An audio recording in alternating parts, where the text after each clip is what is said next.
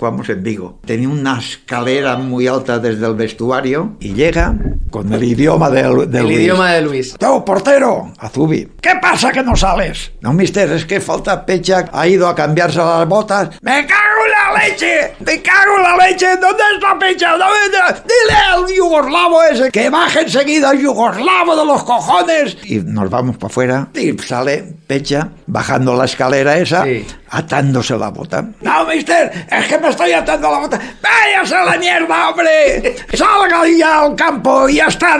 ¡Y está el equipo esperándole! ¡No me jodas! Y cuando nos vamos al banquillo, le digo, Luis, creo que nos hemos pasado. Nos hemos. Sí. Era él. Dice, yo también. Y dice, yo también creo que nos hemos pasado. Bueno, ya está, tiene que ser el mejor.